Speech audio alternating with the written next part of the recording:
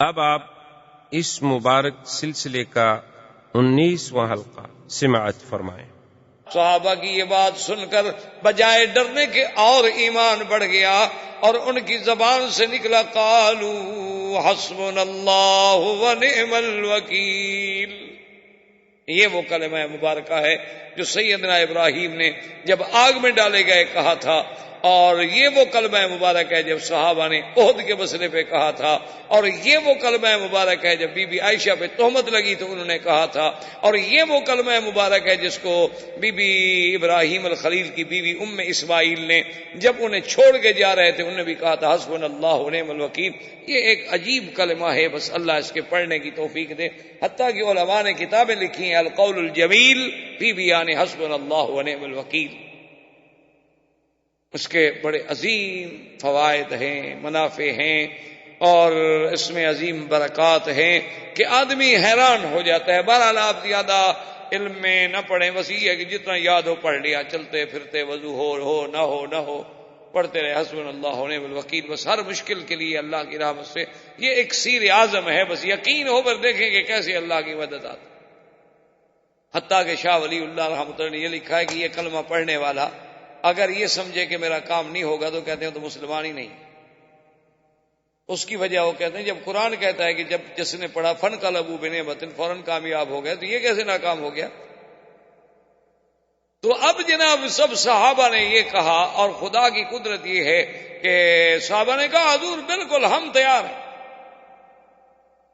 ہمیں کوئی غم نہیں، ہمارے زخموں کو آپ نہ دیکھیں بلکہ ہمیں زخم جو ہے یہ اور انگیخت کر رہے ہیں کہ آج کفر سے بدلہ لیں۔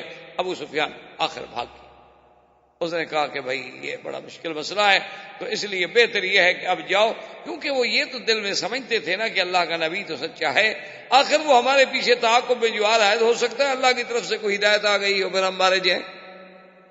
اس لیے قرآن کہتے ہیں فَانْقَلَبُوا بِنِعْمَةٍ مِّنَ اللَّهِ وَفَضْلٍ لَّمْ يَمْسَسْهُمْ سُوءٌ۔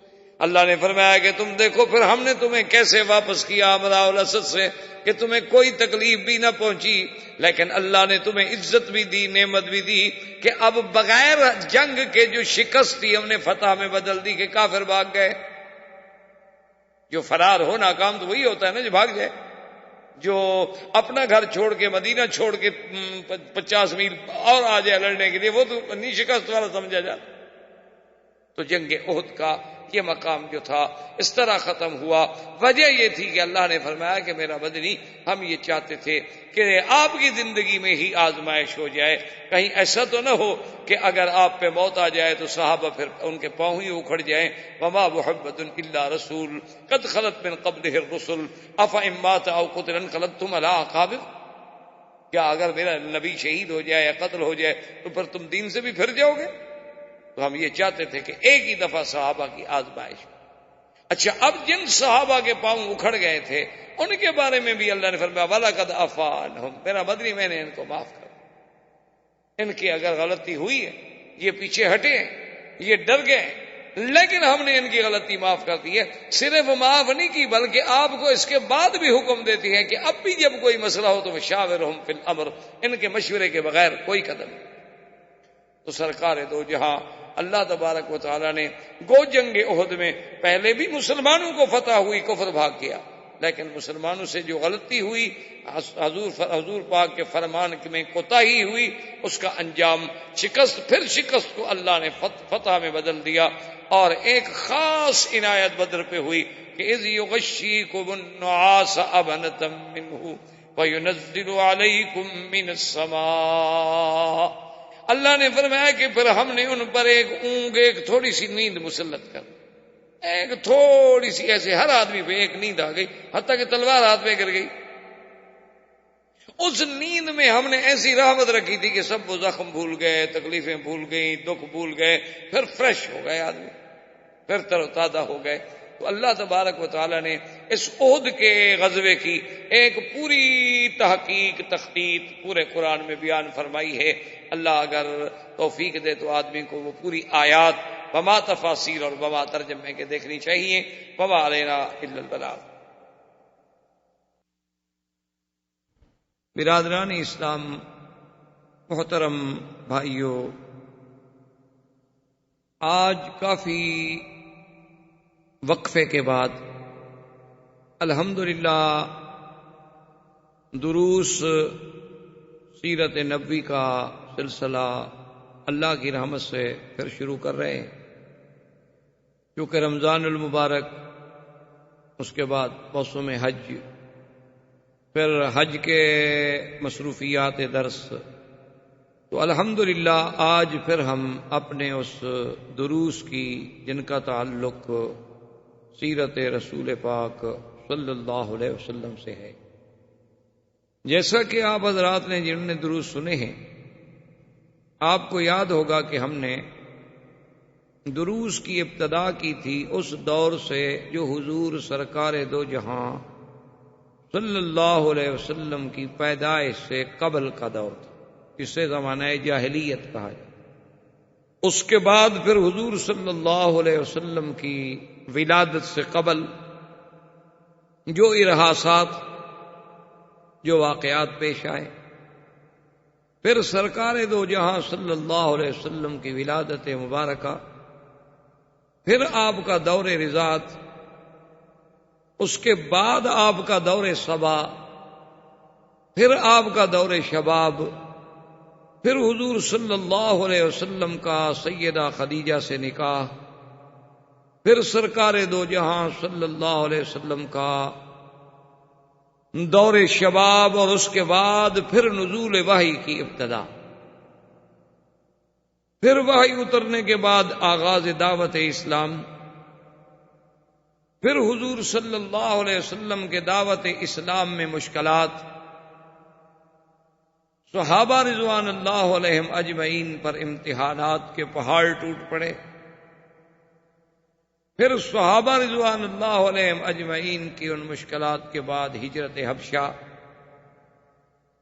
پھر بعض حضرات کی ہجرت مدینہ منورہ، پھر سرکار دو جہاں صلی اللہ علیہ وسلم کی اپنی ہجرت مبارکہ،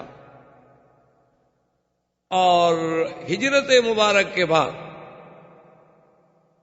غزوہ بدر، جو اسلام کا سب سے اول غزوہ تھا، جسے اللہ کے قرآن نے بھی یوم الفرقان کے نام سے تعبیر فرمایا، جس میں اللہ نے اسلام کو عزت دی، اسلام کا بول بالا ہوا، جس میں کفر کی طاقت جو تھی وہ ٹوٹ گئی، لیکن دشمنیوں کی آگ زیادہ بھڑک۔ اس کے بعد پھر کفار قریش کا اجتماع، کفار قریش کا وہ انتقام اور جذبہ انتقام، اور پھر اس کے بعد غزوہ احد۔ غزوہ احد میں حضور صلی اللہ علیہ وسلم کے لیے مشکلات، صحابہ کے لیے سب سے بڑا امتحان، اور غزوہ احد میں اول فتح سے ہمکنار ہونا، پھر فرمان رسول کے سرانجامی میں اجتہادی خطا کا صدور ہونا، پھر اس فتح کا شکست میں بدل جانا، اور حضور صلی اللہ علیہ وسلم کے دندان مبارک کا شہید ہونا، سرکار دو جہاں کے سب سے محبوب ام محترم حضرت حمزہ رضی اللہ تعالی عنہ کا شہید ہونا، مصعب بن عمیر کی شہادت، صحابہ رضوان اللہ علیہم اجمعین کے لیے ایک بہت عظیم ابتلا کا دور۔ ان تمام ادوار کے بعد، چونکہ جنگ احد میں یہود کی سازش تھی، تو حضور صلی اللہ علیہ وسلم کا احد کے بعد یہود بنو نذیر پر محاصرہ، اور اس کے بعد حضور صلی اللہ علیہ وسلم کا فیصلہ کہ چونکہ انہوں نے اپنے عہد کو توڑا تھا، اور ان کا اجلاء کہ ان کو مدینہ منورہ سے نکالا گیا، اور حضور صلی اللہ علیہ وسلم نے ان کو خیبر کی طرف نکلنے پہ مجبور کیا۔ لیکن یہ پھر بھی رحمت دو جہاں کا، رحمت کا انداز تھا کہ اتنے بڑے دشمنوں کو، اتنے بڑے اعداء کو، جن کی وجہ سے 70 صحابہ شہید ہوئے، جن کے نفاق کی وجہ سے مسلمانوں کو اتنے بڑے زخم سہنے پڑے، حضور صلی اللہ علیہ وسلم نے اجازت دے دی کہ جو آپ سامان لے جا سکتے ہو، ہر آدمی ایک اونٹ پر سامان اپنا لے کر چلا جائے، ہم اس سے تعارف۔ وہ لوگ وہاں سے خیبر میں آئے، خیبر میں آ کر مستقل انہوں نے ڈیرا ڈالا۔ اب مدینہ منورہ میں صرف بنو قریظہ کے کچھ لوگ رہ گئے، بنی قینقاع اور بنو نذیر جو تھے یہ سب کے سب خیبر میں۔ یہاں تک ہم الحمدللہ پہنچے تھے۔ تو اس کے بعد یہ ہوا کہ جب یہودیوں کو اتنا بڑا صدمہ سہنا پڑا کہ وہ تو سینکڑوں سالوں سے مدینہ منورہ میں ڈیرا ڈال کے بیٹھے ہوئے تھے، اور مدینہ منورہ میں ان کا ایک بڑا روب تھا۔ اوس اور خزرج کے قبیلے جو تھے وہ ان کے ایک قسم کے زیر نگیں تھے، کیونکہ ان کے پاس پیسہ تھا، دولت۔ لیکن اسلام کے اس عظمت کے بعد اب یہودیوں کو کسی پل چین نہیں آیا، اور یہ اللہ کے قرآن نے ہمارے سامنے بڑی واضح کر دی ہے بات کہ مسلمانوں سے اگر سب سے زیادہ عداوت کسی قوم میں ہے تو وہ یہود۔ ویسے تو مسلمانوں کے عیسائی بھی دشمن، مسلمانوں کے سکھ بھی دشمن، ہندو بھی دشمن، بدھ مت بھی دشمن، ہر فرقہ کافر جو ہے وہ اسلام کا دشمن۔ لیکن اگر ان کی عداوتوں کو سامنے رکھا جائے تو پھر سب سے زیادہ بغض جو ہے، سب سے زیادہ عداوت جو ہے وہ یہود کے لیے۔ اس کو قرآن نے وضاحت فرما دی ہے کہ لَتَجِدَنَّ أَشَدَّ النَّاسِ عَدَاوَةً لِلَّذِينَ آمَنُوا الْيَهُودَ وَالَّذِينَ أَشْرَكُوا۔ اللہ نے فرمایا کہ میرے نبی صلی اللہ علیہ وسلم آپ پائیں گے یہود کے دل میں سب سے زیادہ عداوت، اور مشرکین یہ سب سے بڑے دشمن ہیں۔ اسی لیے تاریخ عالم کا اگر آپ بنظر غائر مطالعہ کریں اور بنظر انصاف دیکھیں تو اسلام کے خلاف سرکار دو جہاں صلی اللہ علیہ وسلم کے زمانے سے لے کر آج تک جتنی سازشیں ہوئی ہیں، ہو رہی ہیں، ان سب کے پیچھے یہودیوں کا۔ اسلام میں جتنے فرقے بنے، اسلام کو جس طرح ٹکڑوں میں تقسیم کیا گیا، اسلام میں جس طرح رفض اور شیعت کی بنیاد رکھی گئی، خارجیت کی بنیاد رکھی گئی، کرامتہ اور باطنیہ کو مارد وجود میں لایا گیا، کرامیہ، قدریہ، مشبہہ کے فرقے پیدا کیے گئے، اور اسی طرح پھر آگے آپ چلتے آئیں قادیانیت کا فرقہ ابھرا۔ اسی طرح آپ دیکھیں کہ انگریزوں کے آنے سے قبل میں آپ کے پورے ہند میں کوئی ایسی فرقہ واریت، کوئی ایسی اختلاف، کوئی ایسی فرقہ بندیاں اور گروہ بندیاں نہیں تھیں۔ ان سب کے پیچھے جو ہے وہ سب یہود کا۔ حتیٰ کہ محدثین نے یہ بات واضح کر دی ہے کہ سرکار دو جہاں صلی اللہ علیہ وسلم نے جو ارشاد فرمایا ہے کہ ستفترق امتی علی 73 فرقۃ کلہم فی النار الا ما انا علیہ واصحابی، او کما قال النبی صلی اللہ علیہ وسلم۔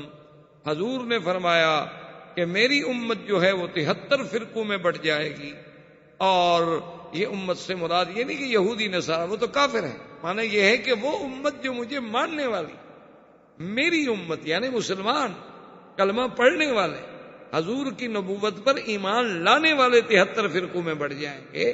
اور آپ نے فرمایا کہ وہ 73 میں سے سب کے سب فرقے جہنمی ہوں گے، صرف ایک فرقہ جو ہے وہ ناجی اور جنتی ہوگا۔ صحابہ نے پوچھا حضور وہ کون سا فرقہ ہوگا، اس کو ہم کیسے پہچانیں گے؟ فرمایا الا ما انا علیہ واصحابی، جو میرے اور میرے صحابہ کے رستے پہ ہوں گے صرف وہ نجات پائیں گے، اس کے علاوہ جتنا 72 فرقہ ہے وہ سب کا سب جہنم میں جائے گا۔ تو محدثین نے، علماء نے، مورخین نے یہ بات ثابت کی ہے دلائل سے کہ وہ 72 کا 72 فرقہ جو جہنمی ہے، ان 72 فرقوں کا موجد جو ہے وہ یہودی۔ ان تمام فرقوں کے پیچھے دماغ جو ہے وہ یہودی. کہیں عبداللہ ابن سبا آپ کو نظر آئے گا، کہیں آپ کو حسن ابن صباح نظر آئے گا، کہیں اسی کی کماش کے لوگ نظر آئیں گے. وہ اسلام میں داخل ہوئے، اپنے آپ کو مسلمان کہا، لیکن مسلمانوں میں فرقے محبت کے نام پر کچھ گروہوں نے سیدنا علی کرم اللہ وجہہ کو اتنا آگے بڑھا دیا کہ نصیری بن گئے، ان کو خدا کا درجہ دے دیا کہ حضرت اللہ تبارک و تعالی حضرت علی میں حلول کر گئے ہیں، اس لیے ان کا نعرہ ہی مولا علی ہو گیا. وہ حضرت علی کو مولا بمانے سردار نہیں کہتے، وہ مولا کہتے ہیں ہوا مولاکم. جیسے اللہ تبارک و تعالی تمہارا مولا ہے، اب تمہارا مولا جو ہے وہ حضرت علی ہے رضی اللہ تعالی عنہ. اور پھر ان کے کرامات. اسی طرح ایک فرقہ خوارج و نواصب کا بن گیا جو اہل بیت کا دشمن تھا، انہوں نے اہل بیت کی شان میں گستاخیاں. اسی طرح ایک باطنیہ کا فرقہ وجود میں لایا گیا جنہوں نے کہا کہ یہ قرآن کا ظاہر اور ہے اور باطن اور. انہوں نے کہا ایک حکم جو ہے بظاہر آپ کو دیا جا رہا ہے اور ایک باطن اس کے اندر ہو. انہوں نے کہا جیسے قرآن کہتا ہے کہ حرم علیکم الخمر، کہ آپ پہ ہم نے شراب حرام کر دی ہے. انہوں نے کہا مولوی تو یہ شراب کو حرام کر رہے ہیں بیچارے، یہ جو شراب بکتی ہے بازاروں میں. حالانکہ معنی یہ تھا کہ تم غرور میں نہ آؤ اور اس دولت کے نشے میں نہ آؤ. یہ پینا جینے کا تو مسئلہ بھی کوئی نہیں، یہ تو پینے کوئی فرق نہیں پڑتا. اس کے پینے سے تو خدا کو بندہ جو ہے خدا تک پہنچ جاتا ہے. جب وہ نشے میں ہوتا ہے تو اس کا دماغ پرواز کرتا ہے اور اللہ میں یہاں اس کو مل جاتا ہے. تو ان لوگوں نے اللہ کے قرآن کو بدلا. انہوں نے کہا طلاق مرتان سے، یہ کوئی نکاح طلاق کے مسئلے تھوڑے، اللہ پاک کو یہی مسائل قرآن میں بیان کرنے کے لیے اتارا. انہوں نے کہا یہ تو بادشاہوں کے عدل و نصب کے مسائل ہیں کہ ایک بادشاہ کو کتنے دفعہ ہٹایا جا سکتا ہے اور کتنے دفعہ معزول کیا جا سکتا ہے. تو ان نے پورے قرآن کو بدل ڈالا. اسی طرح مشبہ آ گئے. انہوں نے کہا کہ جی اللہ جو فرماتے ہیں میرا ہاتھ ہے، ہمارا بھی ہاتھ ہے، اللہ کا بھی ہاتھ.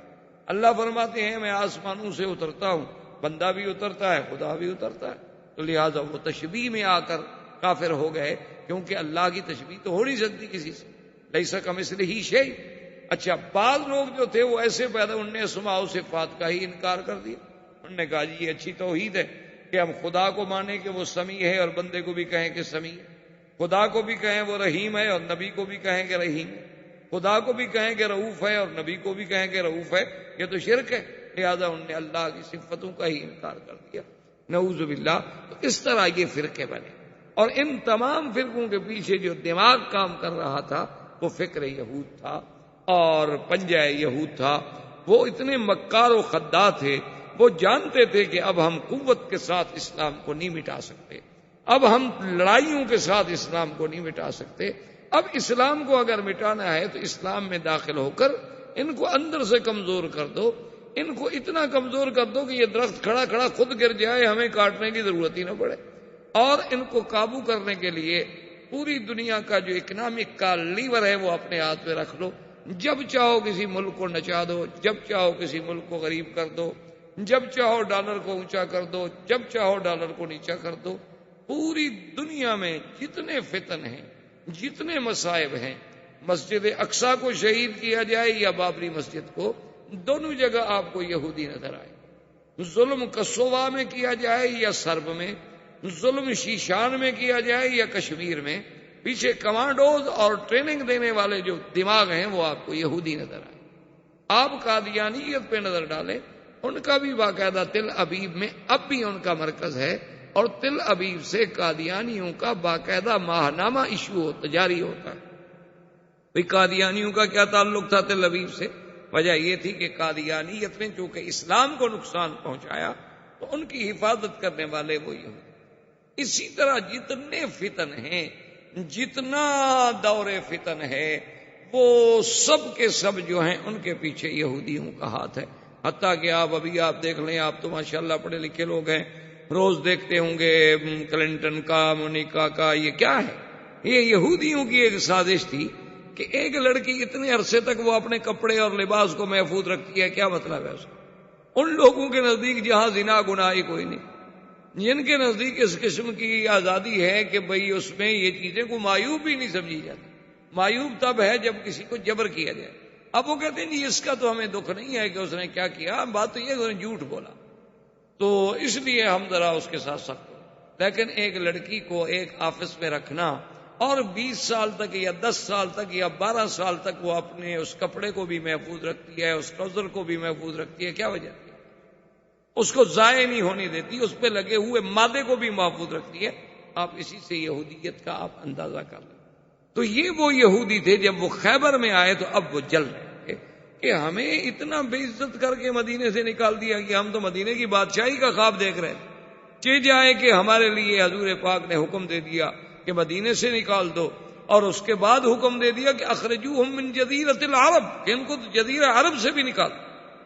تو انہوں نے پھر پلان بنایا جہاں سے ہم اپنے درس کا آغاز کریں. اس لیے میں نے تھوڑا سا پس منظر صاحب کا بیان کر دیا کہ چونکہ آج کل دور یہ ہوتا ہے کہ طالب سے زیادہ استاذ کو مضمون یاد رکھنا پڑتا ہے. انہوں نے کہا کہ ہم تو کم سے کم یاد کریں، کوشش کریں، کیونکہ پہلے دور میں یہ ہوتا تھا کہ طالب یاد کرتے تھے، استاذ زیادہ محنت نہیں کرتے. طلباء کا کام ہوتا تھا کہ وہ سبق یاد کریں اور کہیں کہ کہاں ہم نے چھوڑا تھا. آج یہ ہوتا ہے کہ نہیں، استاد یاد کرتے. یہ ہمارے ساتھ حرم میں بھی ہوتا ہے. یعنی اگر 1 مہینہ چھٹی کے بعد ہم سبق شروع کریں، 10 طلباء سے پوچھیں کہ بھی ہم نے کس آیت پہ سبق روکا تھا، تو ہر آدمی نئی جگہ بتا. اللہ تبارک و تعالیٰ کی یہ صرف یہ نہیں کہ یہاں ہوتا ہے، حرم میں بھی یہ ہوتا ہے. تو بہرحال میں نے اس لیے وہ ایک پس منظر عرض کر دیا کہ تاکہ اگلی بات سمجھنے میں جب تک سابقہ تسلسل ذہن میں نہیں آئے گا تو بات سمجھ نہیں. تو یہودیوں کا ایک بہت بڑا سردار تھا جس کا نام تھا حیی ابن اخطب. ان کا بہت بڑا سردار اور بہت پڑھا لکھا. تو حیی ابن اخطب اور سلام ابن مشکم، یہ دونوں جو تھے، انہوں نے اپنے ساتھ چند اور لوگ بھی لیے اور ایک وفد بنا کر یہ چلے مکہ مکرمہ. سب سے پہلے یہ مکہ مکرمہ ابو سفیان کا دور تھا. یعنی مکہ مکرمہ میں اس وقت جو سربراہ تھے وہ ابو سفیان. ابو سفیان سے آ کے ملے، انہوں نے کہا کہ ہم آپ کے پاس آئے ہیں، آپ کے ساتھ بھی بدر میں ایک بہت بڑا سانحہ گزر چکا ہے کہ آپ کا 70 سردار مارا گیا. ٹھیک ہے، آپ نے عہد میں لڑائی لڑی اور ہم لوگوں نے آپ کی مدد کی، جس کی وجہ سے ہمیں بھی وہاں سے نکالا گیا. لیکن عہد کی لڑائی میں مسلمانوں کے صحابہ تو شہید ہو گئے، لیکن آپ لوگوں کو کیا ملا؟ آپ تو جنگ ہار گئے. اس نے کہا کیسے ہار گئے؟ صحابہ شہید ہو گئے، ہم نے 70 آدمی ان کا بدلہ لے لیا. انہوں نے کہا عجیب بات کر، کیا بدلہ لے لیا تھا؟ وہ تو اگر حضور صلی اللہ علیہ وسلم کے کہنے پر وہ تیر انداز جو تھے وہ دروازہ نہ چھوڑتے تو آپ تو جنگ ہار چکے، آپ تو بھاگ رہے تھے. وہ تو ان سے اتحادی خطا ہو گئی. انہوں نے یہ سمجھا تھا کہ بھی اس دروازے پہ ہم نے اس وقت تک قائم رہنا ہے جب تک جنگ نہ جیتی جائے. جب دیکھ لیا ابھی کافر بھاگ رہے، انہوں نے کہا اب کھڑے رہنے کی کیا ضرورت، چلو بھی ہم بھی مال غنیمت اٹھا لیں. تو ان لوگوں نے وہ دروازہ خالی کیا تو خالد بن الولید نے عقب سے حملہ کیا. انہوں نے کہا تو یہ کوئی بڑی بات نہیں ہے، فتح تو تب ہوتی کہ تم مدینے پہ قبضہ کر لیتے. تم تو خالی واپس آ گئے مکے، نہ مدینے پہ قبضہ کیا، نہ کوئی مسلمان گرفتار ہوا. تم نے کامیابی کیا حاصل کی، مجھے یہ تو بتاؤ. جنگ جیتنے کا مطلب تو یہ ہوتا ہے نا کہ دشمن کے علاقے پہ قبضہ کرو، حضور صلی اللہ علیہ وسلم کی تحریک کو ختم کر دو. وہ تو اسلام کی تاریخ اسی طرح چل رہی ہے. انہوں نے تو الٹا جنگ جانے اتنے بڑے نقصان کے بعد ہم پہ حملہ کر دیا، اور اتنی بڑی شکست کے بعد انہوں نے بدر صغرا تک تمہارا تعاقب کیا، تم بھاگ گئے. وہ تو عہد کے بعد حضور صلی اللہ علیہ وسلم خود اپنے صحابہ کے ساتھ تمہارے تعاقب میں چلے اور تم بھاگے، اور ساری دنیا میں مشہور ہوا کہ قریشی بھاگ گئے، مکے والے بھاگ گئے، مکے والے. تم تو ذلیل ہو کے آئے ہو، تم نے کون سی جنگ جیتی ہے؟ ابو سفیان نے کہا بھی بات تو ٹھیک ہے. اس نے کہا تم کیا چاہتے ہو؟ اس نے کہا کیا چاہتے ہیں بھئی، اب ہم مل کے بدلہ لیں مسلمانوں سے. ابھی تک ہم ان کا کچھ نہیں بگاڑ سکے. پھر حضور صلی اللہ علیہ وسلم نے آپ کو دعوت دی کہ موعدکم ببدر، کہ چلو اگلے سال بدر میں پھر لڑائی ہوگی، تم بھی آ جانا ہم بھی آ جائیں. پھر بھی تم بھاگ گئے، تم نہیں گئے. حضور پاک تو آ گئے بدر. وہ تو پوری دنیا نے دیکھ لیا کہ مسلمانوں میں تو اب بھی اتنا دم خم موجود ہے کہ وہ مدینے سے چل کے بدر آ گئے، لیکن تم مکے سے بھی نہیں نکلے ڈر کے مارے. تو تم کیسے سردار ہو؟ کیا تم نے اسلام کا مسلمانوں کا مقابلہ کیا ہے؟ تیار ہو جاؤ، یہاں سے تم لشکر نکالو، وہاں سے خیبر سے ہم لشکر نکالیں گے، اور بنی غطفان، بنی سلیم، بنی فزارہ، ان احابیش، ان سب قبائل کا میں دورہ کر رہا ہوں، ان سب کو تیار کر کے ایک ہی دفعہ ہم مدینہ منورہ پہ حملہ کریں تاکہ ہمیشہ کے لیے مدینے کی سلطنت جو ہے وہ ختم ہو جائے اور مدینے پہ ہم قابض ہو۔ انہوں نے کہا بھائی ابو سفیان نے کہا بات تو ٹھیک ہے۔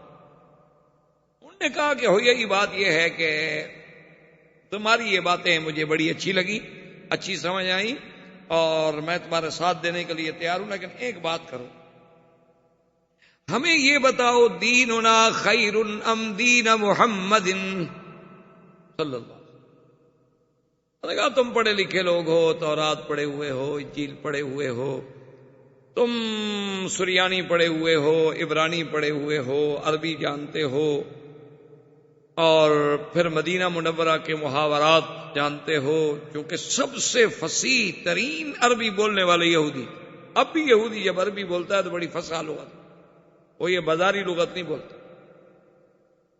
تو یہ بتاؤ کہ ہمارا دین بہتر ہے یا دین محمد مصطفیٰ بہتر؟ اب دیکھیں وہ یہی اپنے اختب والا کے یہودی ہے، تورات جانتا ہے اور خود اللہ کو ماننے والا ہے، خود نبیوں کو ماننے والا ہے، لیکن چونکہ حضور سے دشمنی تھی، کہنے لگا لا دینکم خیر، تمہارا دین بہت اچھا ہے، محمد مصطفیٰ کا دین کہاں اچھا ہے؟ یعنی شرک اچھا ہے، بت پرستی اچھی ہے، غیر اللہ کا سجدہ کرنا اچھا ہے، چونکہ دشمن کو فائدہ لینا تھا، اس لیے وہ بدبخت یعنی اپنے دین سے بھی پھر گیا۔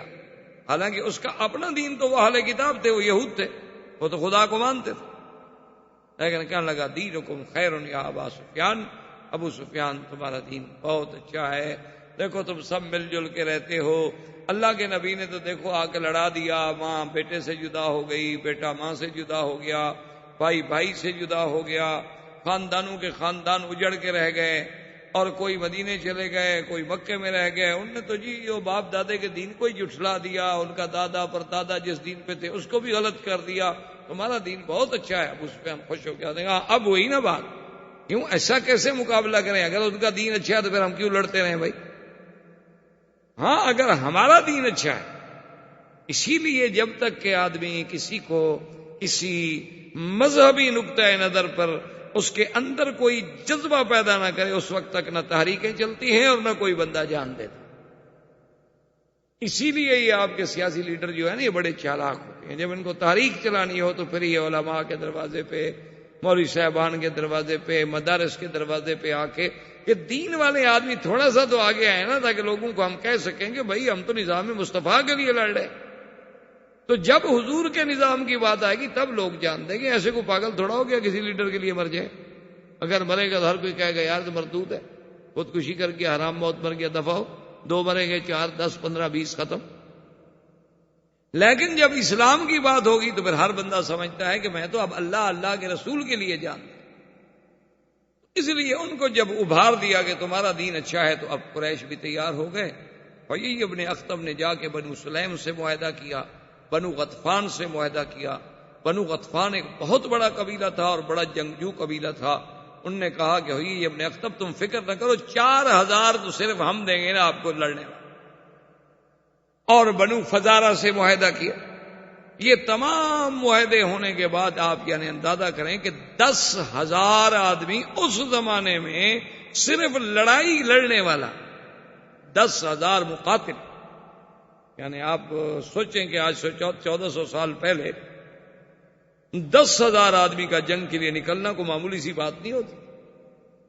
10,000 مقاتل تیار ہوا، اور یہ خبریں ایستا ایستا ایستا ایستا چلتے چلتے مدینہ منورہ میں بھی پہنچی کہ یا رسول اللہ صلی اللہ علیہ وسلم، یہودیوں نے اپنی سازشوں کا جال بچھا دیا ہے، ان کے وفود بن گئے ہیں، کوئی وفد کہیں جا رہا ہے، کوئی وفد کہیں جا رہا ہے، اور بڑی زبردست تیاریاں ہو رہی ہیں، اور اب ان کا منشا یہ ہے کہ ایک ہی دفعہ مدینے پہ حملہ کریں، اور جب ایک ہی دفعہ مدینہ منورہ پہ حملہ کریں گے تو بس ہمیشہ کے لیے ان کی قوت کو توڑ۔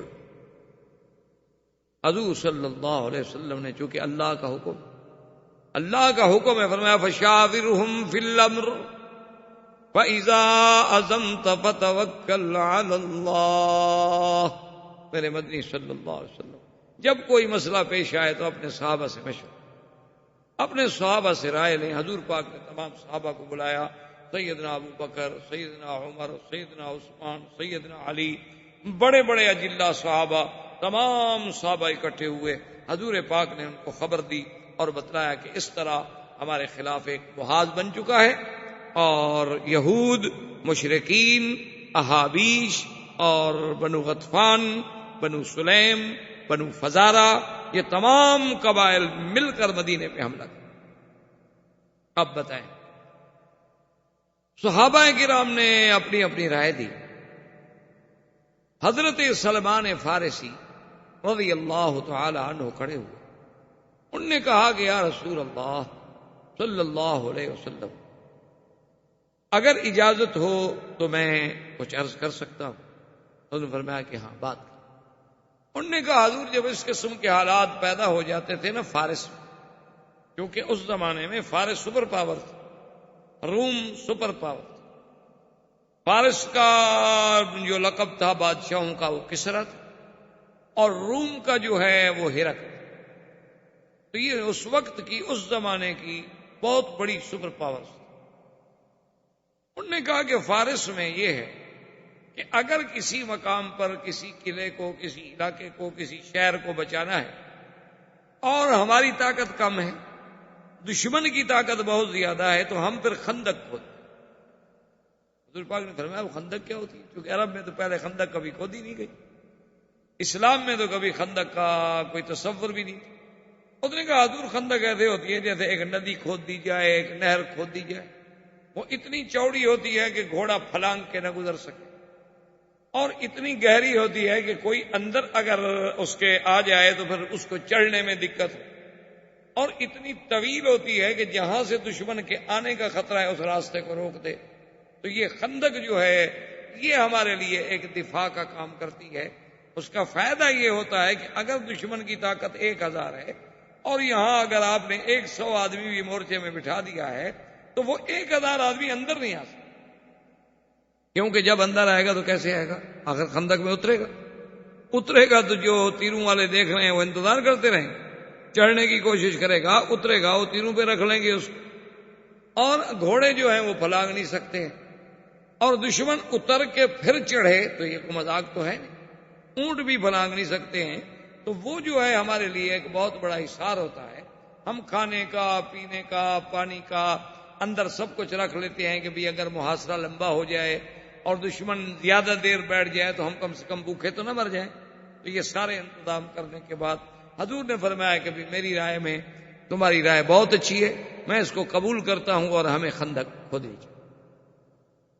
اسی کے لیے اس غزوے کا نام جو ہے احادیث مبارک میں غزوہ خندق، اور اسی لیے اس کا نام غزوہ احزاب۔ احزاب کہتے ہیں حزب، یعنی مختلف جماعتیں ٹکڑے ٹکڑے بن کے ایک حزب بن کے آ گئی میدان میں، کیونکہ یہ بھی تو مکے والے اور یہودی اور غطفان اور فزاری اور سلیم، یہ سارے احابیش مل کے آ رہے تھے، اسی لیے اس کا نام غزوہ احزاب بھی ہے اور اس کا نام غزوہ خندق۔ اب جب خندق کی کھدائی شروع ہوئی، آپ جب مدینہ منورہ میں جاتے ہیں تو آپ نے بھی دیکھا ہوگا کہ خندق کا، کیونکہ اس کے تھوڑے تھوڑے نشانات تو اب بھی باقی، تھوڑے تھوڑے آثار خندق کے اب بھی باقی ہیں کہ بھی اس جگہ خندق ہوتی۔ لیکن اس بات کو سمجھنا گو یہ بڑے بڑے علماء کا کام ہے اور علمی مسئلہ ہے، لیکن تھوڑی سی آسانی کے لیے میں عرض کر دوں تاکہ جتنی بات آپ کے سمجھنے کے لیے آسان ہو۔ ایک سب سے بڑا مشکل مسئلہ ہے جس میں ہمارے بڑے بڑے علماء الجھ کے رہ جاتے ہیں کہ بھی اس طرف خندق کھودنے کی آخر کیا وجہ تھی؟ تو مدینہ تو ادھر ہے اور خندق ادھر کھودی گئی۔ اب بھی آپ جائیں تو آپ دیکھیں نا کہ مثلا مدینہ تو رسول کدھر ہے، حرم کہاں ہے؟ حضور کے زمانے میں تو بس یہی شہر تھا نا جتنا حرم ہے، بلکہ یہی سمجھیں کہ اب حرم بڑا ہے، اور اس کے بعد ابالی میں کچھ آبادی تھی، اسی طرح نابیہ میں کچھ آبادیاں تھیں، اسی طرح جانب احد میں کچھ چھوٹی چھوٹی بستیاں تھیں، یہ مدینہ منورہ تھا۔ تو اس طرف خندق آخر کیوں کھودی گئی؟ اس میں بڑے بڑے علماء جب حدیث پڑھاتے ہیں نا تو الجھ کے رہ جائے، وہ سمجھا نہیں۔ بہرحال یہ ایک علمی مسئلہ ہے جس کا تعلق علماء سے ہے، لیکن آپ کے یہ بتانے کی حد تک میں صرف آسانی کے لیے عرض کر دوں، مدینہ منورہ کو آپ تو الحمدللہ پڑھے لکھے لوگ ہیں، کبھی آپ نقشہ ہو، جب آپ مدینہ منورہ کا خریدہ دیکھیں گے، نقشے کو سامنے رکھیں گے، تو پھر آپ کو خندق کا سمجھنا بالکل ایک سیکنڈ بھی نہیں۔ اصل میں مدینہ منورہ کی پوزیشن یہ تھی کہ اس کی 3 طرف تو حرات ہے، اس کو کہتے ہیں ہرا، جیسے اب بھی ہے، آپ جانے مدینہ ہرا شرقیہ ہو، ہرا غربیہ ہو، ہرا جنوبیہ، یہ حرات۔ یہ 3 حرات جو ہیں ان میں نوکدار پتھر تھے، کالے کالے، اور بہت طویل عریض میدان میں اس سے فوج کے آنے کا کوئی تصور ہی نہیں کیا جا سکتا کہ کوئی فوج یہاں سے آ جائے۔ وہ اتنے نوکیلے، اتنے تیز ہوتے ہیں کہ اگر اونٹ آئے تو وہ زخمی، گھوڑے آئے تو وہ زخمی، بندے آئے تو وہ زخمی، تو وہ تو وہاں سے گزرنا ہی مشکل ہے۔ تو 3 جانب میں تو وہ ہرے تھے، ہرہ واقم تھا، ہرہ شرقیہ تھا، ہرہ غرب۔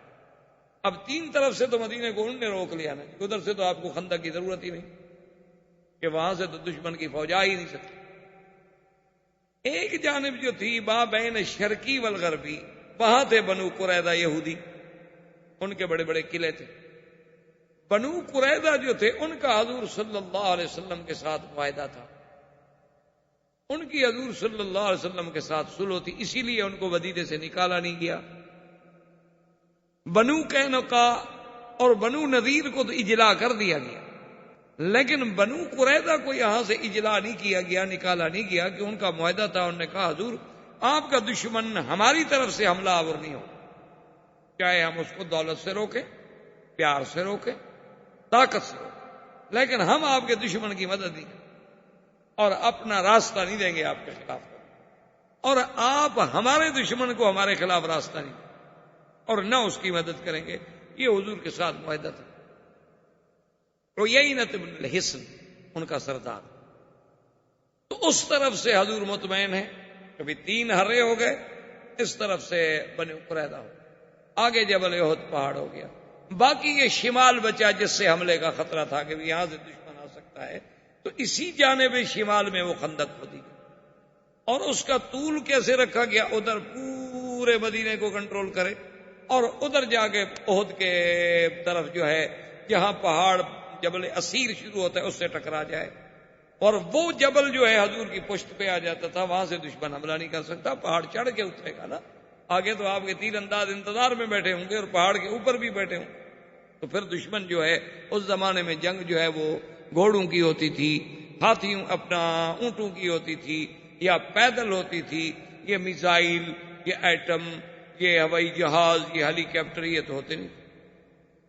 تو اس لیے خندق کی کھدائی کا سلسلہ اس جانب سے شروع کیا گیا کہ سب سے خطرہ جو تھا وہ اسی جانب۔ اب جناب جب اس طرف سے کھدائی کا سلسلہ شروع ہوا تو اب دیکھیں کہ انتظام حضور پاک نے یہ فرمایا کہ 10 آدمیوں کی ایک ٹولی بنا دی، اور ہر 10 آدمیوں پر ایک بندے کو امیر بنا دیا گیا کہ یہ 10 آدمی ہیں ان کے سردار، یہ 10 آدمی ہیں ان کے سردار، اور ہر 10 آدمی کے ذمہ یہ تھا کہ اس نے 40 ہاتھ جو ہے وہ کھدائی کر، عرض اتنا ہو کہ بھئی گھوڑا جمپ کر کے بھی کراس نہ کر سکے، نیچے اتنا ہو کہ کوئی جلدی سے نیچے سے اوپر چڑھ بھی نہ سکے، اور لمبائی اس کی وہ ہوگی ادھر مدینہ منورہ سے لگے گی اور ادھر جبل اسیر سے جا کے، تو یہ طے ہو گیا، اور اس پر حضور صلی اللہ علیہ وسلم کے صحابہ نے عمل کرنا شروع کر دیا۔ اور یہ صحیح حدیثوں میں ہے کہ جب وہ خندق کھودی جا رہی تھی تو اس وقت صحابہ مل کر ایک رجز پڑھتے تھے کہ اللہم لا عیش الا عیش الآخرہ فاغفر الانصار والمہاجرہ، کہ اللہ اگر کوئی عیش ہے، آرام ہے، تو وہ آخرت کا، دنیا تو کچھ نہیں، دنیا میں تو آرام ہے ہی نہیں، یہ دنیا تو ہے ہی کانٹوں کی سے، یہاں تو دشمنوں کو آرام ملتا ہے، اپنوں کو تو آرام نہیں ملتا، اور یا اللہ مہاجر و انصار کی مغفرت فرما۔ یہ صحابہ گا رہے ہیں رجز پڑھ رہے ہیں اور کھود رہے ہیں اور کھدائی ہو رہی ہے اور مقابلہ چل رہا ہے۔ اور یہی وہ موقع ہے جس پہ عبداللہ ابن رواحہ کی وہ مشہور رجز جو صحابہ نے پڑھی، اور صحابہ کہتے ہیں کہ جب ہم پڑھتے تھے تو سرکار دو جہاں بھی ہمارے ساتھ شریک ہوتے، واللہ لولا اللہ مہتدینا ولا تصدقنا ولا صلینا، یا اللہ اگر تو ہمیں ہدایت نہ دیتا تو ہم آج نہ نمازیں پڑھتے نہ خیراتیں کرتے۔ فَأَنزِلًا سَكِينَةً عَلَيْنَا، یا اللہ ہم پر اپنی رحمت کی برسات کر دے۔ اور اگر ہم نے کافروں نے ان دعوا ابینا ابینا ابینا، اگر کافر ہمیں بلائیں کہ سلو کر لو تو ہمارا کھلا انکار ہے، کھلا انکار ہے۔ تو صحابہ کہتے ہیں کہ جب حضور بھی ملتے تو فرفع صوتہ، حضور اپنی آواز بلند کر۔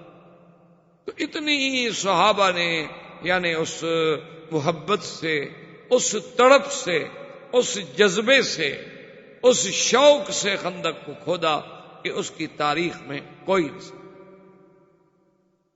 اور اسی اسنا میں ایک پتھر آ گیا، اتنا شدید وہ پتھر تھا کہ صحابہ کہتے ہیں کہ ہمارے تمام ہتھیار جو تھے وہ بیکار، اب اس پر کوئی پتھر ہتھیار کام نہیں کرتا۔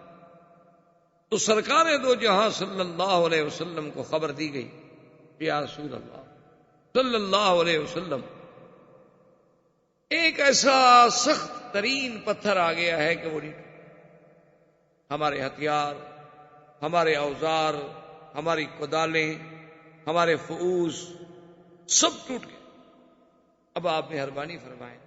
تو صحابی کہتے ہیں فقدم رسول اللہ صلی اللہ علیہ وسلم، سرکار دو جہاں تشریف لائے۔ آپ نے فرمایا این الصخرہ، تو وہ پتھر کا، صاحب نے کہا حضور یہ، حضور نے فرمایا پانی لے، اس پتھر پہ حضور نے پانی ڈالا، فضرب ضربۃ فصار کأنہ کثیبا، صحابہ کہتے ہیں کہ حضور نے ایک ہی ضرب ماری تو ریزہ ریزہ ہو گیا، جیسے ریت ہو، جو ہم سے نہیں ٹوٹتا تھا وہ پتھر ایسے ریزہ ریزہ ہوا کہ معلوم یہ ہوتا تھا کہ وہ ریت کے ذرے بن گئے۔ تو حضور صلی اللہ علیہ وسلم کا معجزہ اللہ نے اس احوال میں بھی دیکھا۔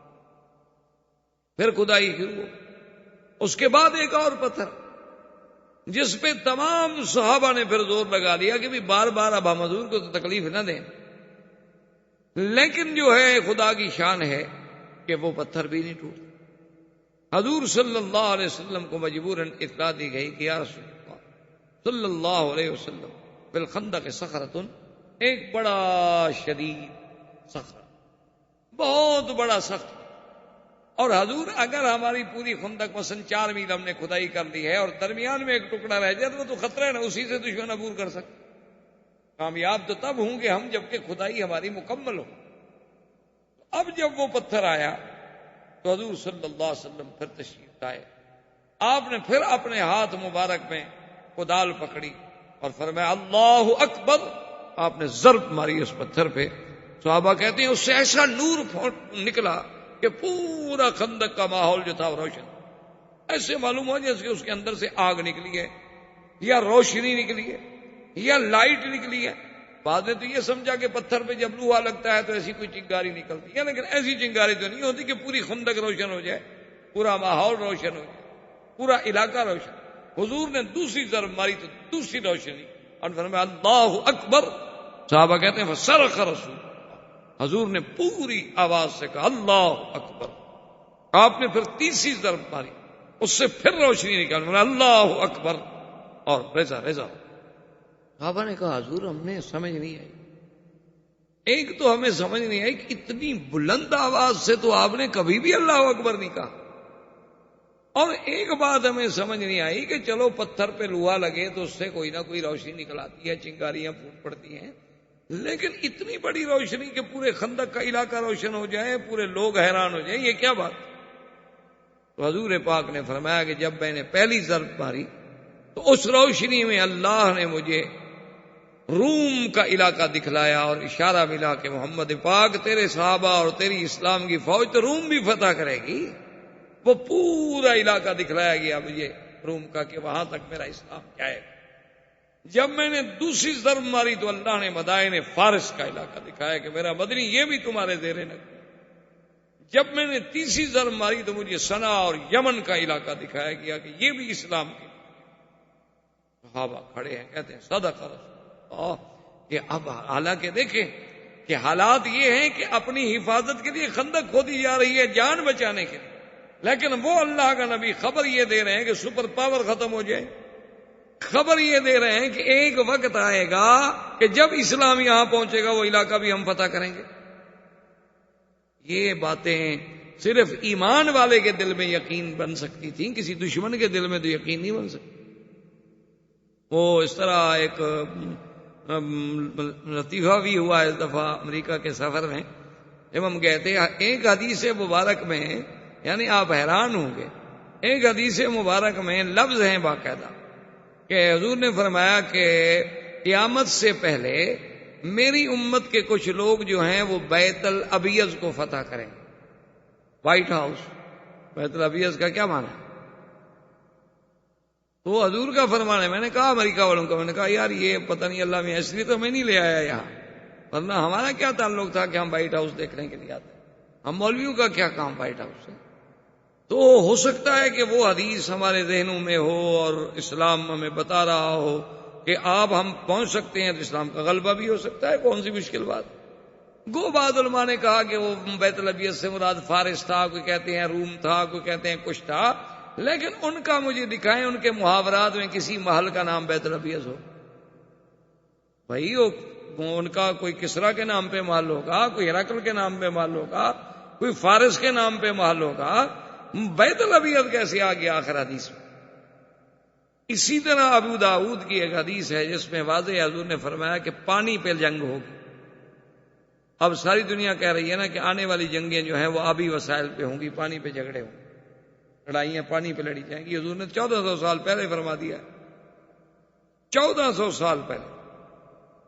تو بہرحال یہ ایک الگ موضوع ہے، پھر ہم اپنے راستے سے دوسری طرف چلے جائیں گے۔ تو کہنے کا مقصد یہ تھا کہ جن کے دل میں ایمان ہو وہ تو فوراً کہہ دیتے تھے نا کہ صدق رسول، بھئی حضور نے جو فرمایا سچ۔ ورنہ اللہ کا نبی یہاں کھڑے ہو کر اس روشنی میں اللہ اگر ان کو فارس دکھا سکتے ہیں، روم دکھا سکتے ہیں، یمن دکھا سکتے ہیں، تو ایک وقت آئے گا جیسے حضور فرما رہے ہیں کہ وہ یقیناً فتح۔ لیکن ان حالات میں پیشین گوئی ہو اور اس پر ایمان لانا بھی تو بڑے ایمان کا مسئلہ تھا۔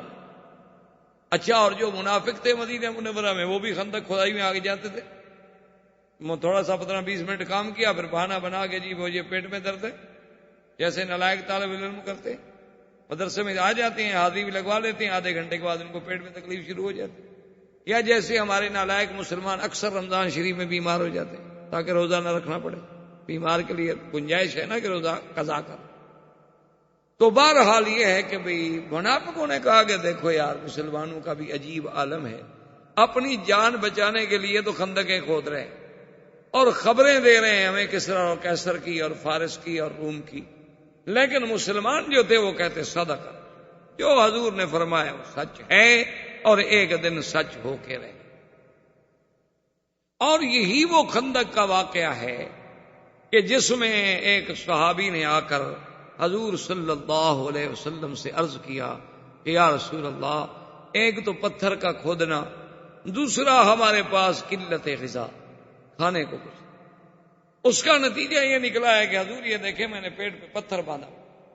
پیٹ پہ پتھر باندھنے کا مطلب یہ تھا کہ کھانا تو ہے نہیں، تو آنتوں میں پانی پی پی کے بل نہ پڑ جائیں، تو انہوں نے پتھر باندھ دیے تھے کہ چلو کم از کم آتے تو سیدھی رہیں، پیٹ تو سیدھا رہے، اور تو کچھ نہیں، یا کم از کم جب ٹھنڈا ٹائم ہوگا یہ پتھر ٹھنڈا ہوگا تو کچھ اس کی ٹھنڈک سے بھی ہمیں فائدہ پہنچے۔ تو اس لیے صحابی نے کہا فرفع صوبہ، یا رسول اللہ ہماری یہ حالت ہے۔ فرفع صوبہ رسول اللہ صلی اللہ علیہ وسلم، حضور پاک نے بھی اپنا قمیص مبارک اٹھایا تو آپ نے 2 پتھر، آپ نے فرمایا کہ تم نے تو 1 پتھر باندھا ہوا ہے نا، میں اللہ کا نبی ہو کر بھی تو 2 پتھر باندھے ہوئے ہوں، اللہ کا شکر کرو، اللہ آزمانا چاہتے ہیں تو ہم کیا کریں۔ حضرت جابر ابن عبداللہ فرماتے کہ جب میں نے دیکھا کہ حضور صلی اللہ علیہ وسلم کی فاقہ کا اور بھوک کا یہ حالت ہو گئی کہ حضور کے پیٹ پہ پتھر بندھے ہوئے، تو میں جلدی سے دوڑا گھر میں اور اپنی بیوی سے آ کے پوچھا کہ گھر میں کچھ ہے؟ اس نے کہا کہ ہاں ایک چھوٹا سا بکرا ہے، چھوٹا سا اناک، اور گھر میں کچھ جو ہے، اور گھر میں کچھ زیت ہے۔ میں نے کہا مجھے یہ بتاؤ کہ یہ اگر کھانا پکایا جائے تو کتنے آدمیوں کو کافی ہو جائے گا؟ میں نے حضور کو دیکھا ہے، مجھ سے تو برداشت نہیں ہوتا۔ تو اس نے کہا کہ یوں کر لیں کہ اگر 3 آدمی حضور کے ساتھ اور ہوں اور چوتھے آپ ہوں، یا 4 اور ہوں اور 5ویں آپ ہوں، 5 آدمی سے زیادہ کا کھانا نہیں ہو سکتا۔ ہمارے پاس جو جو ہے، جو آٹا ہے، جو زیت ہے، جو گوشت نکلے گا 1 سے 1.5 کلو 2 کلو نکلائے گا، تو یہ 5 آدمیوں سے زیادہ کا نہیں ہو سکتا۔ تو حضور صلی اللہ علیہ وسلم کو جا کے جلدی دعوت کرو، میں اس وقت تک کھانا تیار کر دوں۔ حضرت جابر ابن عبداللہ رضی اللہ تعالی عنہ تشریف لائے، آ کے حضور کی خدمت میں کہا کہ حضور میں نے ایک بات کہنی ہے اور علیحدگی میں کہنی ہے۔ تو فرمایا ٹھیک۔ فسر الی رسول اللہ، اس نے رازداری میں آ کے بات کی۔ اس نے کہا رسول اللہ ہمارے گھر میں اتنی کھانا ہے کہ یا تو آپ رابع ہوں او خامس، یا تو آپ چوتھے ہوں یا آپ 5، اس سے زیادہ کھانا نہیں ہے گھر۔ اور فرمایا اچھا ٹھیک۔ حضور نے اپنے کپڑے مبارک جھاڑے اور خندق سے باہر آئے، خندق کے کنارے پہ کھڑے، فرمایا یا معاشر الانصار والمہاجرین ہلموا الی دعوت جابر، آؤ سب کٹے ہو جاؤ، دعوت کر، تمام صحابہ کام چھوڑ دیں، جابر کی دعوت ہے۔ حضرت جابر کہتے ہیں میرے تو پاؤں تلے زمین نکل، میں نے اجازت دی، میں نے کہا حضور میں گھر جا کے ذرا انتظام کرتا ہوں۔ ہاں ٹھیک ہے۔ میں دوڑا آیا تو میرے چہرے پہ ہوائیاں اڑ رہی ہیں۔ بیوی نے کہا ماں بھی کہا جابر کیا ہو گیا تمہیں؟ میں نے کہا کیا ہو گیا؟ 5 آدمی کا ہمارے گھر میں کھانا ہے، حضور سارا لشکر لا رہے ہیں، وہ تو 400 آدمی آ رہا ہے۔ اس نے کہا مجھے یہ بتاؤ حل اخبرت رسول اللہ صلی اللہ علیہ وسلم ام لا، مجھے یہ بتاؤ کہ تم نے حضور کو بتلا دیا تھا کہ ہمارے گھر میں کیا ہے؟ میں نے کہا میں نے بتلا دیا۔ تو اس نے کہا کہ پھر جس نے بلایا ہے وہ جانے، اس کا خدا جانے، تم کیوں مرے جا رہے ہو؟ ہم نے تو نہیں بلایا نا، ہم نے تو حضور کو بلایا۔ اب حضور نے دعوت دی ہے تو پھر اللہ جانے، اللہ کا رسول جانے، ہم کیا کر سکتے؟ حضور تشریف لے آئے، آپ نے فرمایا ابھی کہاں ہے وہ دیکھی کوشش جی کہاں ہے وہ آٹا ہے؟ آپ نے اپنا لعاب مبارک ڈالا، دعا فرمائی، اور اس کے بعد آپ نے فرمایا کہ ایسا کرو کہ 10 آدمیوں کی ٹولی بٹھا دو اور روٹیاں دیتے جاؤ، روٹی میں سالن ڈال کے ایک آدمی کو دیتے جاؤ۔ اب جناب جابر کہتے ہیں کہ جی ہم چلا رہے ہیں اور چلا رہے ہیں اور چلا رہے ہیں، اور میں ادھر دیگچی کو دیکھتا ہوں، جتنا ہم نکالتے جا رہے ہیں اتنا زیادہ ہوتا جا رہا ہے، جتنا ہم نکالتے جا رہے ہیں اتنا زیادہ ہوتا جا رہا ہے، تمام لشکر کھا کے چلا گیا۔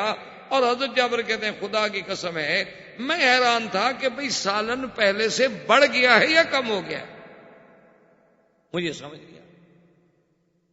تو حضور نے فرمایا جابر کیوں پریشان، ان اللہ رزقنا، اسی نے رزق دیا ہے، یہ تو اسباب کی بات ہے، اصل رزق دینے والے تو وہ ہیں جس میں چاہیں برکت عطا فرما دیں، اس میں چاہو تم بھی کھاؤ، گھر والوں کو بھی کھلاؤ، سب۔ تو حضور صلی اللہ علیہ وسلم کا یہ معجزہ عظیمہ جو سیاہ اور صحیحین میں، بخاری اور مسلم اور بڑی بڑی عظیم کتابوں میں، کہ جس میں کثرت طعام، کہ ایک محدود طعام کا بڑھ جانا، محدود آٹے کا بڑھ جانا، محدود سالن کا بڑھ جانا، اسی طرح جب چند یوم اور گزرے ہیں تو یہ تو اللہ ائمہ محدثین، ائمہ مجتہدین، ائمہ فقہا، اصحاب رسول اللہ صلی اللہ علیہ وسلم پہ کروڑوں رحمتیں فرمائے کہ انہوں نے یہ بھی لکھا ہے کہ حضور جب خندق سے مٹی نکالتے تھے انہوں نے کہا کہ 2 کیفیتیں ہوں، یا تو حضور اپنا ہاتھ یوں آگے باندھ لیتے تھے اور یہاں مٹی رکھ لیتے تھے اور اینٹیں اور پتھر رکھ لیتے، یا کبھی حضور پھر اپنا ہاتھ یوں باندھ لیتے اور کہتے بھی یہاں پیچھے سے پتھر رکھ دو اور مٹی رکھ دو اور جا کر باہر پھینک، یعنی اس کیفیت کو بھی محفوظ رکھا ہے جس کیفیت سے حضور صلی اللہ علیہ وسلم نے خندق سے مٹی نکالی۔ تو تھوڑی دیر، کئی دن گزرنے کے بعد فاقہ پھر شدید ہو گیا، تو بی بی عامرہ بنت رواح ان کو پتہ چلا، تو ان کے پاس کوئی تھوڑی سی کھجوریں تھیں، کوئی 1 کلو 2 کلو، وہ کہ ان نے وہ کھجوریں بھیجی کہ عبداللہ ابن رواحہ اور باقی اس کی فیملی کے لوگ جو تھے وہ سب وہیں پتھر پہ کام کر رہے تھے، انہوں نے کہا کہ کھجوریں میرے گھر والوں کو، رشتہ داروں کو دے دو تاکہ وہ بیچارے کچھ تو گزارا کریں۔ جب ان کے پاس کھجوریں آئیں تو انہوں نے کہا کمال ہے، ہم کیسے کھا سکتے؟ انہوں نے کہا بھی یہ تو لے چلو حضور کی خدمت میں، پہلے ہم حضور کو تو شریک کریں نا اپنے ساتھ۔ جب حضور صلی اللہ علیہ وسلم کی خدمت میں وہ 1 کلو 2 کلو کی کھجوریں پیش کی گئیں تو حضور نے فرمایا کہ اچھا بھائی ایسا کرو کہ آواز دے دو تمام صحابہ کو کہ سب آ جاؤ بھی کھجور کی دعوت ہے، بی بی امرا کی دعوت۔ تمام صحابہ دوڑ کے آ گئے۔ حضور نے فرمایا کہ بچھاؤ دسترخوان جو تھا چمڑے کا بچھایا گیا۔ صحابی کہتے ہیں جب وہ کھجوریں ڈالی تو حضور نے اپنے ہاتھ مبارک لگائے اور اس کے بعد وہ کہتے ہیں کہ ہم سب صحابہ کھا رہے ہیں اور کھجوریں بڑھتی جا رہی ہیں تاکہ دسترخوان سے باہر گرنے لگ گئی، اتنی کھجوریں ہو گئی کہ ہم 300 آدمی کھجوریں کھا گئے اور دسترخوان اسی طرح بھرا ہوا ہے اور دسترخوان سے کھجوریں باہر گر رہی۔ کہتے ہیں کہ حضور صلی اللہ علیہ وآلہ آلہ واصحابہ وسلم تسلیما کثیرا کثیرا کا یہ معجزہ مبارک جو ہے یہ بھی اسی خندق کے موقع پر پیش آیا کہ اللہ تبارک و تعالی نے حضور صلی اللہ علیہ وسلم کی برکت سے تمام خندق کے اپنا معجزات، اس کی کھدائی، اس کی محنت، حتیٰ کہ وہ خندق جو تھی تیار ہو گئی، اور اسی اثنا میں دشمنان کفار قریش کا لشکر جو تھا وہ آپ حیران ہوں گے کہ 10,000 مقاتل لے کر، اور حضور کے ساتھ کتنے آدمی تھے سارے جمع کرنے کے بعد 3,000۔ 3,000 بھی سارے مخلص نہیں تھے، منافقوں کی جماعت بھی اس میں شامل تھی، کل 3,000 آدمی جمع۔ اور مدینہ منورہ میں حضور پاک نے حکم دے دیا کہ جتنے بچے ہیں، عورتیں ہیں اور جتنے معذور بوڑھے ہیں وہ ایک بڑے قلعے میں، بڑے گھر میں جمع ہو جائیں تاکہ علیحدہ علیحدہ نہ ہوں۔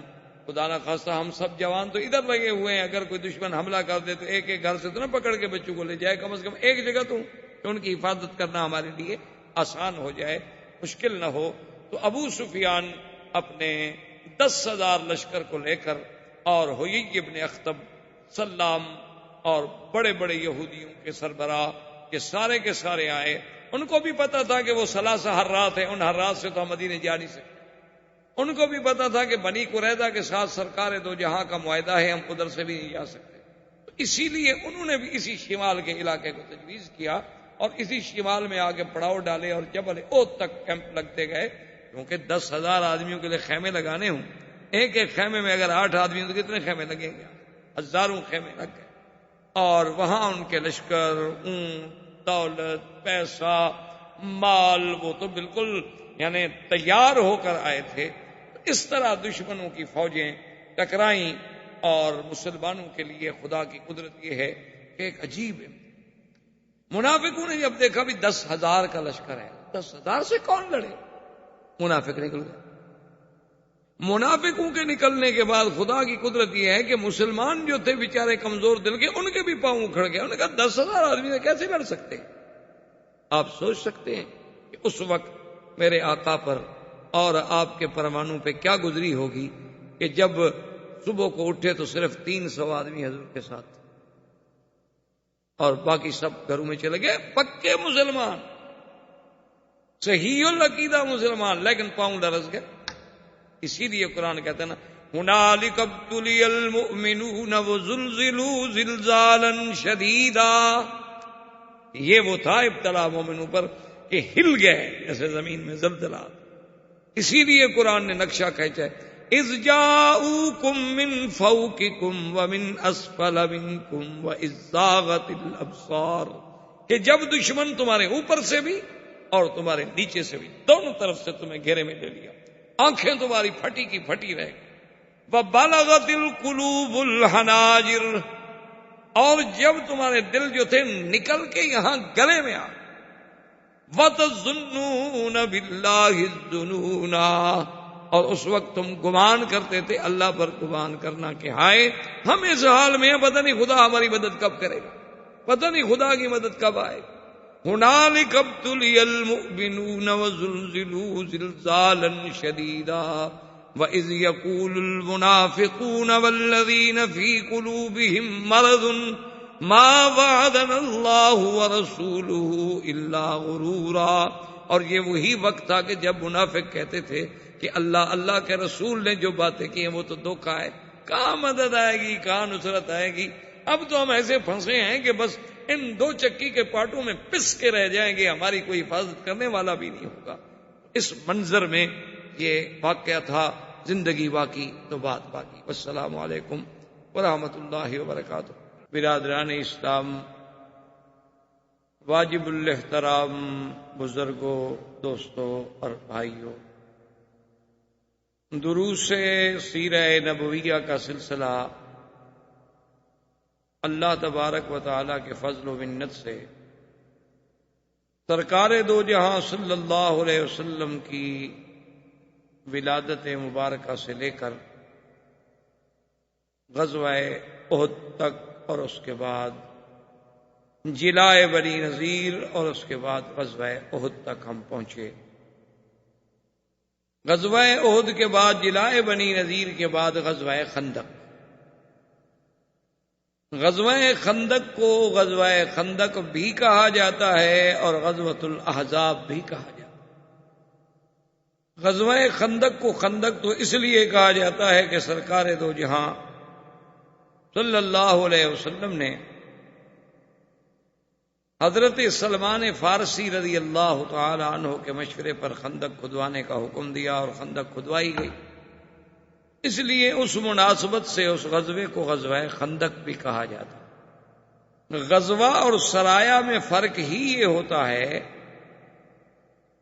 کہ جس جنگ میں سرکار دو جہاں صلی اللہ علیہ وسلم بذات ہی خود تشریف فرما ہوں وہ غزوہ ہو۔ اگر حضور صلی اللہ علیہ وسلم لشکر بھیجیں اور آپ تشریف نہ لے جائیں تو اس کو سریہ کہا جائے۔ اسی لیے محدثین کرام رضوان اللہ علیہم اجمعین نے سرکار دو جہاں کے غزوات اور سرایہ کو علیحدہ علیحدہ ابواب میں ذکر کیا ہے۔ تو غزوہ خندق جو ہے یہ ان غزوات میں ہے جس میں حضور صلی اللہ علیہ وسلم خود شریک ہیں، اور غزوہ احزاب اس کو اس لیے کہا جاتا ہے، احزاب جمع ہے حزب، حزب مانا جماعت، تو جب چند جماعتیں، چند قبائل، چند قومیں مل جائیں تو احزاب ہو گیا، جمع کا صیغہ بن گیا۔ تو بنی نذیر کے اجلاء یعنی جلا وطن کرنے کے بعد بنو نذیر کے یہودیوں میں جو بڑے بڑے ان کے سردار تھے، حیی ابن اخطب، اسی طرح اور بڑے سردار، تو انہوں نے دراصل جا کے قریش کو ابھارا، پھر انہوں نے بنی سلیم کو، بنی فزارہ کو، بنی غطفان کو، احابیش کو، ان سب کو تیار کیا کہ ہم پوری قوت کے ساتھ مدینہ منورہ پہ حملہ کریں تاکہ اسلام کا یہ شہر، اسلام کی یہ قوت، یہ معسکر، یہ مرکز جو ہے ہمیشہ کے لیے ختم کر دیا جائے۔ تو اب اس میں چونکہ اتنی جماعتیں شامل ہو گئیں تو اس کا نام غزوہ احزاب بھی ہو گیا۔ سرکار دو جہاں صلی اللہ علیہ وسلم نے جب خندق کھدوانے کا حکم دیا تو 40 ہاتھ خندق جو ہے 10-10 آدمیوں پر تقسیم کی کہ 10 آدمی 40 ہاتھ کھودیں۔ خندق کی کھدائی اتنا گہری ہوتی تھی کہ کوئی آدمی جلدی سے اوپر نہ چڑھ سکے، اور چوڑائی اتنی ہوتی تھی کہ کوئی گھوڑا جو ہے جلدی سے پھلانگ نہ سکے۔ تو میں نے عرض کر دیا تھا کہ 3 اطراف جو تھی ان میں حرات تھے، اور ایک طرف میں بنی قریظہ یہودیوں کا بہت بڑا گڑھ تھا، مرکز تھا، قلعے تھے، اور بنی قریظہ جو ہیں وہ حضور صلی اللہ علیہ وسلم کے ساتھ معاہدے میں شریک تھے کہ ہم آپ کے دشمنوں کی مدد نہیں کریں گے۔ تو اس طرف سے حضور صلی اللہ علیہ وسلم چونکہ مطمئن تھے تو اب صرف وہ علاقہ تھا جو مدینے کے شمال میں آتا، تو اسی لیے وہاں خندق کو کھودا گیا اور اس کو لمبا اتنا کیا گیا کہ ادھر مدینہ منورہ سے ٹکرا جائے اور ادھر جبل اسیر سے ٹکرا جائے۔ اسی اثنا میں ابو سفیان کی قیادت میں، کیونکہ ابو سفیان ابھی اسلام نہیں لائے تھے اور مکے کے سب سے بڑے سردار اس وقت ابو سفیان تھے، اور ابو سفیان کے دل میں بڑی عداوتیں بھی تھیں کہ اصل جو بدر میں مار کھائی تھی کافروں نے اس کا سبب تو ابو سفیان کا قافلہ تھا، اور پھر احد کی لڑائی میں ان کی قیادت کرنے والا بھی ابو سفیان تھا۔ تو احد کی لڑائی میں اس میں تو کوئی شک نہیں کہ صحابہ کو بڑی تکلیفیں پہنچی، لیکن مشرکین کو بھی تو کچھ نہیں ملا، نہ مدینہ فتح ہوا، نہ مدینے پہ قبضہ کر سکے، نہ کوئی مسلمانوں سے قید ہوا، نہ کوئی ان کو مال غنیمت حاصل آیا، وہ تو جیسے آئے تھے اسی طرح لوٹ گئے. تو وہ بھی ابو سفیان کے دل میں ایک بہت بڑی خلش تھی. تو اس لیے وہ 10,000 کا لشکر لے کر، اور اس زمانے میں 10,000 لڑائی کرنے والے مقاتل، یعنی 10,000 جوان لڑنے کے لیے تیار ہو کے آئے. یہ کوئی معمولی سا حملہ نہیں شمار ہوتا. اور مسلمانوں کی تعداد جو تھی صرف 3,000. جب یہ لشکر آ گیا اور شمال مغرب میں انہوں نے پڑاؤ ڈال دیا، وہ تو ایک بستی آباد ہو گئی. انہوں نے خندق کے اس طرف، اور جب انہوں نے آ کے خندق کو دیکھا تو ابو سفیان نے کہا کہ ھذا اول مکیدۃ فی الحرب، بھئی یہ تو کوئی جنگی بڑی پہلی چال ہے، ہم نے تو آج تک نہیں دیکھی خندق. کیونکہ مکے والوں نے تو کبھی خندق دیکھی بھی نہیں تھی، نہ مدینے والوں نے دیکھی تھی. وہ تو حضرت سلمان نے بتلایا تھا کہ فارس کے لوگ جب اپنے دشمن کو روکنا چاہتے ہیں تو ایسے درمیان میں خندقیں کھود دیتے. تو کہنے لگا کہ یہ بہرحال ایک جنگی چال ہے، اس پر ہمیں سوچنا پڑے گا، ہمارے لیے ہے نئی بات. ادھر جناب جب یعنی محاصرہ روز بروز تنگ ہوتا چلا گیا، اور خدا کی قدرت یہ ہے کہ حالات ایسے پیدا ہو گئے کہ ابو سفیان نے حیی ابن اخطب جو سب سے بڑا یہودیوں کا سردار تھا، اس سے کہا کہ بھئی جا کے بنو قریظہ سے بات کرو، وہ تو تمہارے یہودی ہیں، ورنہ مسلمانوں سے ہم اس حال میں نہیں لڑ سکتے. چاہے ان کے پاس 3,000 آدمی ہیں، زیادہ آدمی نہیں ہیں، لیکن درمیان میں خندق ہے. اگر وہ صرف ایک صف بنا کر خندق کے مقابلے پر تیر اندازوں کی بٹھا دے تو ہمارا تو کوئی آدمی خندق عبور کر ہی نہیں سکتا. جا کے بنو قریظہ سے بات کرو. اب ہمارے پاس ایک ہی راستہ ہے کہ بنو قریظہ اللہ کے نبی کے ساتھ جو معاہدہ کیا ہے وہ توڑ دیں اور ہمیں راستہ دیں. تو جب بنو قریظہ ہمیں راستہ دیں گے تو ہم اپنی آدھی فوجیں جو ہیں بنی قریظہ کی طرف سے یعنی جنوب شرق کی طرف سے، اور آدھی فوجیں جو ہیں شمال کی طرف سے، تو جب ادھر سے ہم داخل ہوں گے تو مسلمان ادھر متوجہ ہوں گے، پھر ہم خندق عبور کر لیں، ورنہ تو خندق کا عبور کرنا بڑا مسئلہ. حیی ابن اخطب جو ہے وہ جبل احد کے پیچھے سے بہت لمبا چکر کاٹ کے، کیونکہ اب وہ شمال سے جنوب شرق میں آنا چاہتا ہے، مسلمانوں سے تو گزر نہیں سکتا، تو پیچھے سے جاتے ہوئے وہ جناب بنو قریظہ کے حصون پہ، ان کے قلعے تھے بڑے بڑے، ان کے محلات تھے، بڑی دیواریں تھیں بڑی، وہاں پہنچا. اس کے ساتھ 2 آدمی اور بھی تھے، اور اس نے بنی قریظہ کا جو سردار تھا اس کو آواز دی، کعب کو آواز دی، کعب القرظی کو. اس نے کہا کہ کعب، میں حیی ابن اخطب ہوں اور میں تمہارے ساتھ بات کرنے کے لیے آیا ہوں. اور وہ اپنے محل پہ بیٹھا ہوا تھا، تو اس نے وہیں سے ملازم سے کہا کہ اس سے کہو میں تمہارے ساتھ کوئی بات نہیں کرنا چاہتا. اس نے کہا عجیب آدمی ہو تم، یہودی ہو، یہودیوں کے ایک قبیلے کے سردار ہو، اور تم بنی قریظہ کے سردار ہو، میں بنی نذیر کا سردار ہوں. ہم مذہب ہیں، ہم مسلک ہیں، میں تمہارے گھر پہ دروازے پہ چل کے آیا ہوں تمہارے لیے بات کرنے کے لیے، تم عجیب آدمی ہو، میرے ساتھ بات کرنے کے لیے بھی تیار نہیں ہو، یہ کیا بات ہوئی؟ تو میری بات نہ مانو لیکن میرے ساتھ بات تو کرو. اس نے کہا کہ دیکھو بھائی بات سنو حیی ابن اخطب، ہمارا معاہدہ ہے محمد الرسول اللہ صلی اللہ علیہ وسلم، اور میں اپنا معاہدہ نہیں توڑنا چاہتا، میں اللہ کے نبی کے کسی دشمن سے بات بھی نہیں کرنا چاہتا، میں جانتا ہوں تم کیوں آئے ہو. انہوں نے کہا عجیب آدمی، تم نے ایسے دل میں بیٹھ کے اندازہ لگا لیا ہے کہ میں کیوں آیا ہوں. تو اب اس نے ایک چبھتی ہوئی بات کی. اس نے کہا ہاں انک تخاف ان تاکل احدا من جشیشتک، کہ تم اس لیے ڈر رہے ہو کہ تمہارا کھانا دسترخوان پہ کوئی اور نہ کھائے. بخیل ہو نا تم، ذلیل آدمی ہو نا تم، گھٹیا آدمی ہو، سردار ہو تو کیا ہو گیا. اب اس کو غیرت جاگی، اچھا مجھے تانا دیتے. اس نے کہا جاؤ.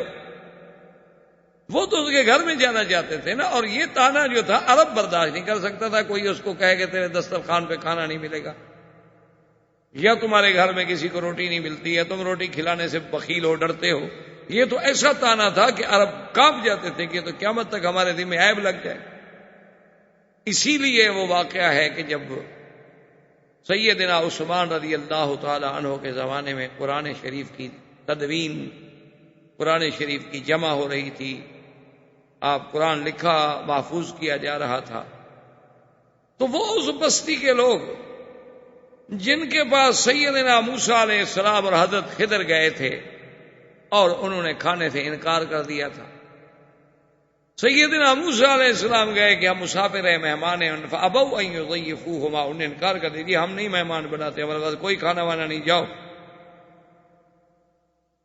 انطاکیہ کی وہ بستی تھی، تو وہ بستی والے لوگ جو ہیں ایک وفد لے کے صحابہ کی خدمت میں آئے، انہوں نے کہا بات یہ ہے کہ اللہ کے قرآن میں وہ واقعہ نقل ہو گیا ہے کہ ہمارے ان بڑوں نے پتہ نہیں کھانے کا انکار کیا تھا، بدبختوں نے کیا کیا تھا، ہم تو زندہ رہنے کے قابل نہیں رہے، سارے لوگ ہمیں تانا دیتے ہیں کہ کتنی لعنتی تھے بستی والے کہ 2 مہمانوں کو کھانا بھی نہیں دے سکے، تو تم مہربانی کرو، ہم سے جتنا دولت چاہیے، سونا چاہیے، چاندی چاہیے، پیسہ چاہیے، ہم دینے کے لیے تیار ہیں، صرف اتنی مہربانی کر دو کہ تم قرآن شریف لکھ رہے ہو، جمع کر رہے ہو۔ فَأَبَوْا أَن يُضَيِّفُوهُمَا میں با کا نیچے والا نقطہ جو ہے نا یہ اوپر لگا دو، تے بن جائے، بس ہمارا کام ہو جائے گا، کیونکہ اگر نیچے نقطہ لگائیں تو پڑھا جائے گا نا ابوا ان یضیفوہما، اور اوپر اگر 2 نقطے لگا دو تو فاتوا ان یضیفوہما، کہ بستی والے بھاگ کے آئے گا جی دعوت قبول کریں، تو انکار کے بجائے ان کی دعوت ہو جائے گی تو ہماری عزت بچ جائے گی۔ انہوں نے کہا بدبختو، عجیب لوگ ہو تم، اب اللہ کے قرآن کی زبر زیر بدل دیں گے، تم چاہے سارا ملک ہمیں دے دو، ہم خدا کا قرآن کیسے بدل سکتے؟ کیونکہ اگر ہم یہ صرف ایک نقطہ بدل دیں وہ تو پھر پورے قرآن میں تشکیک ہو گئی، چونکہ پورا واقعہ بدل گیا۔ یہ کیا کہہ رہے ہو؟ اور اللہ کا قرآن غیر محرف و غیر مبدل ہے، جس میں نہ نقطہ بڑھایا جا سکتا ہے نہ کم کیا جا سکتا ہے، وہ تو اللہ کی حفاظت میں ہے۔ اگر ہم ایک جگہ لکھ دیں گے تو کیا ہو جائے گا؟ جو سینوں میں محفوظ ہو چکا ہے وہاں کون پڑھے گا؟ اسی لیے یہ بھی قرآن کا اس 21ویں صدی کا معجزہ سمجھیں کہ آج بھی جو پوری دنیا میں شیعہ یہ شور کرتا ہے کہ یہ قرآن ناقص ہے، محرف ہے، مبدل ہے، اور اصل قرآن جو ہے وہ مصحف علی اور مصحف فاطمہ ہے جو غار میں محفوظ ہے، اور منتظر مہدی کے پاس ہے، وہ جب آئیں گے تو وہ نکال کے لے آئیں گے، قائم آل محمد جب ظاہر ہوگا تو وہ لے کے آئے گا۔ تو اللہ کی شان دیکھیں کہ صنعا یمن میں سیدنا علی کے اپنے ایک ہاتھ اور قلم سے لکھا ہوا قرآن مل گیا، اور اس پر پوری دنیا کے بڑے بڑے جرمنی اور یورپ، ان کے بڑے بڑے ماہرین جو ہیں آثار قدیمہ کے، ان کی تحقیق کے بعد یہ بات پایا، ثبوت کو پہنچ گئی کہ واقعی یہ اتنا 100 سال پہلے لکھا گیا ہے اور یہ صحیح نسخہ ہے۔ اور وہ اوراق مبارک اتنے بوسیدہ ہو چکے تھے کہ اس پہ پتہ نہیں کئی لاکھ ڈالر انہوں نے معاوضہ دیا ہے اس کمپنی کو کہ جو مثالے کے ساتھ ان کاغذوں کو پھر جوڑے اور ان کو پھر زندہ رکھے تاکہ وہ کاغذات پھٹ نہ جائیں۔ تو اب اس کو انہوں نے صنعا میں باقاعدہ وزارت الشؤون الاسلامیہ نے زیارت کے لیے رکھ دیا ہے، اور لاکھوں لوگوں نے جا کے اپنے آنکھوں سے دیکھا ہے، اور سیدنا علی کا جو اپنی قلم کا لکھا ہوا ہے قرآن اس میں، اور حضرت عثمان کے قرآن میں ایک زبر زیر کا فرق بھی نہیں۔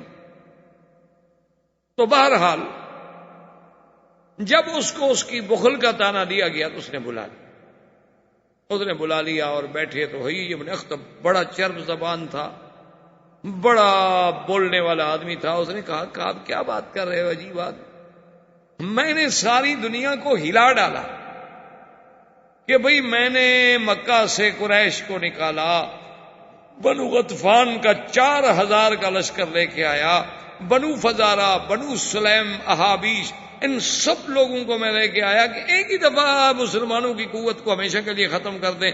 اب تم یہاں معاہدہ کر کے بیٹھے ہوئے، کیا معاہدہ ہے بھی تمہارا ان کے ساتھ؟ جب تم ان کو نبی نہیں مانتے، وہ تمہیں مسلمان نہیں مانتے، تو کس بات کا معاہدہ یار؟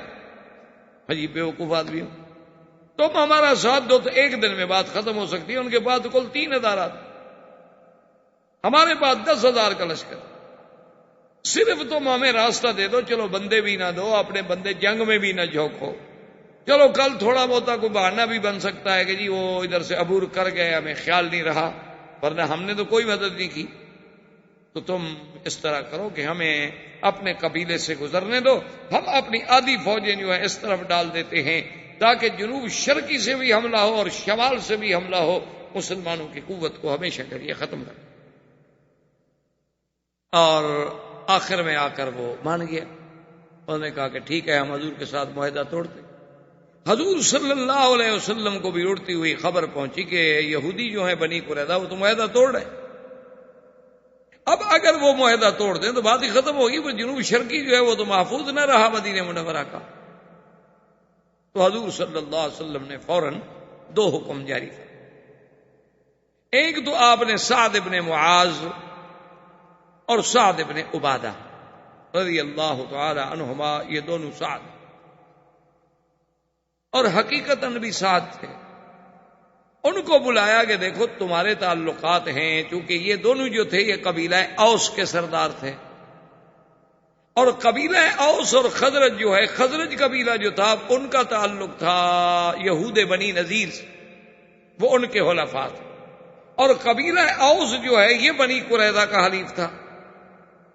تو نے کہا کہ وہ تمہارے حلفاء ہیں، تمہارے ساتھ ان لوگوں کے پرانے تعلقات ہیں، اور پھر بنی قریظہ نے ہمارے ساتھ معاہدہ کیا،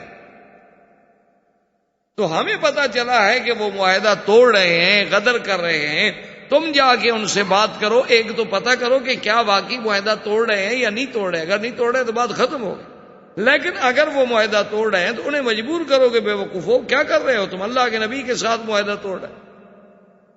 لیکن ایک بات کا خیال رکھنا کہ خبر جو بھی ہو اس کو کسی پہ ظاہر نہیں کرنا، واپس آ کر مجھے بتانا ہے، اور اگر میں صحابہ کے جمع غفیر میں بیٹھا ہوں تو پھر اشارے سے بات کرنی ہے، کنایے سے بات کرنی ہے، ظاہر نہیں کرنا، کیونکہ اگر یہ بات کا پتہ چل گیا تو مسلمانوں کے تو حوصلے پست ہو جائیں۔ حضور صلی اللہ علیہ وسلم نے ایک فیصلہ یہ فرمایا اور دوسرا یہ حکم دیا کہ مدینہ منورہ میں تمام عورتوں کو، تمام بچوں کو، تمام بوڑھوں کو ایک بڑے محل میں، ایک بڑے مکان میں، ایک بڑی حویلی میں بند کر دیا جائے تاکہ وہ ایک جگہ محفوظ رہیں کہ ہم جوان تو سارے خندق پہ آئے ہوئے ہیں، مدینہ منورہ تو خالی ہے، اگر خدا نہ کرے کوئی دشمن حملہ کر دے تو پھر عورتوں اور بچوں کی حفاظت کرنا تو مشکل ہو جائے، ایک ایک گھر پہ کون پہرا دے۔ ایک جگہ جب وہ محفوظ ہوں گے تو اللہ رحمت کرے گا، پہلے تو کوئی حملے کرنے کی ضرورت بھی نہیں کرتا نا، اکیلی عورت ہے تو اٹھا لے گا، اور وہاں جو ہمارے صحابہ کمزور ہیں، ضعیف ہیں، بوڑھے ہیں، یہ بھی وہاں بھیج دیے جائے، کیونکہ لڑ تو سکتے نہیں بیچارے، تو وہاں عورتوں کا ایک جگہ اجتماع کر دیا گیا۔ حضرت سعد واپس آئے اور وہ خبر لے آئے کہ یہودیوں نے معاہدہ توڑ دیا۔ آئے تو حضور صلی اللہ علیہ وسلم صحابہ کے مجمع میں بیٹھے ہوئے تھے، تو حضور نے جب دیکھا تو حضور تو پہچان گئے اس کے چہرے سے کہ بھی خبر اچھی نہیں ہے۔ آپ نے پوچھا کہ ہاں کیا خبر ہے؟ اس نے کہا جی القارۃ والعدو، حضور کیا کریں، دشمن ہے اور اس حملے کا خطرہ ہے، ہر طرف دشمن ہے اور تو کوئی ایسی بات نہیں۔